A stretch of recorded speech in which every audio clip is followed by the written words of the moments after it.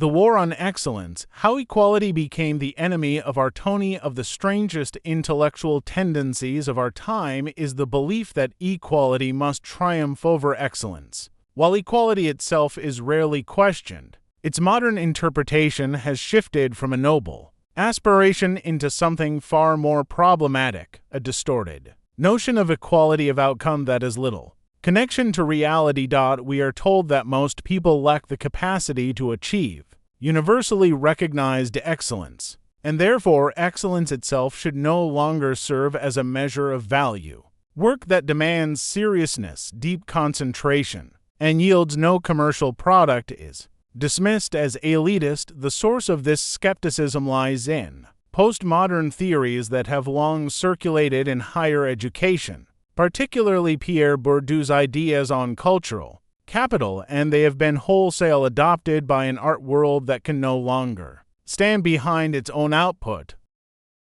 When institutions stop believing in art, consider the Arts Council, England's policy document. Let's create. The council was founded after World War II to bring high-level artistic activity to the widest possible audience, initially prioritizing opera, ballet, and serious theater. But as cultural relativism gained traction, its entire philosophy shifted, examining Let's Create today. The council avoids using the words art and artist altogether on the grounds that they make people feel excluded. It steers people away from being audiences and toward being participants. The word excellence appears only once in the document, where it is immediately diluted by noting that excellence can be found in churches just as much as in concert halls. The same uneasy silence surrounds words like genius, distinction, and civilization. Cultural participation undeniably enriches life, but for that participation to genuinely elevate society,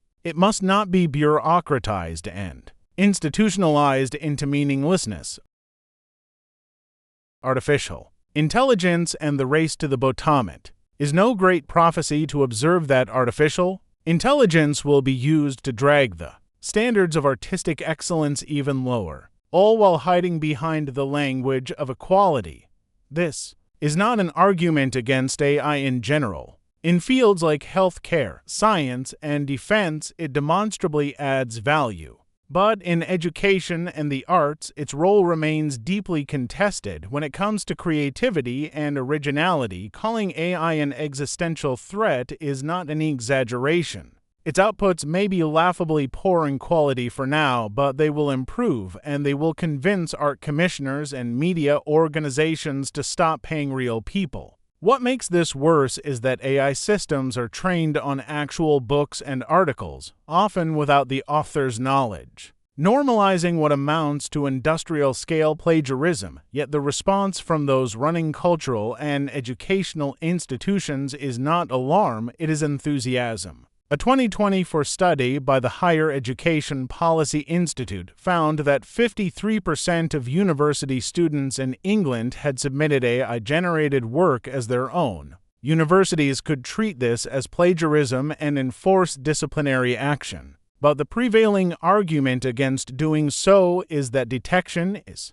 difficult and that banning AI is simply impossible. The result, the traditional tools for distinguishing good work from bad are becoming obsolete. Publishing is no different. Bloomsbury's founder Nigel Newton told The Guardian that he welcomed the idea of authors using AI to write their first paragraphs or even entire opening chapters, arguing it could help the 8 billion people who hesitate to take that first step and increase the number of people working in creative fields. The fact that this directly threatens the very writers his industry depends on appears not to register. Everyone is an artist, and that means no one. This is, again, the equality argument. AI-assisted creativity is celebrated in writing, painting, photography, and music not despite its flaws, but because of what it promises ideologically. Anyone can be an artist.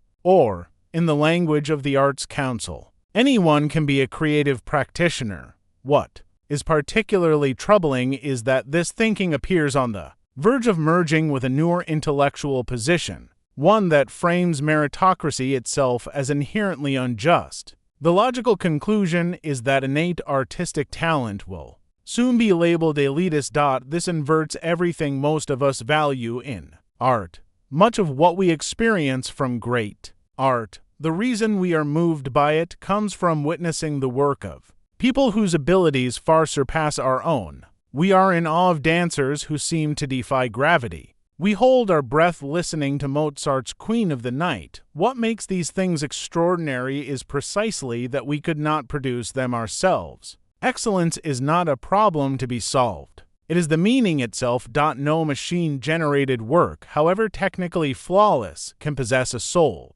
And without human qualities, struggle, limitation, intention, it cannot inspire genuine admiration.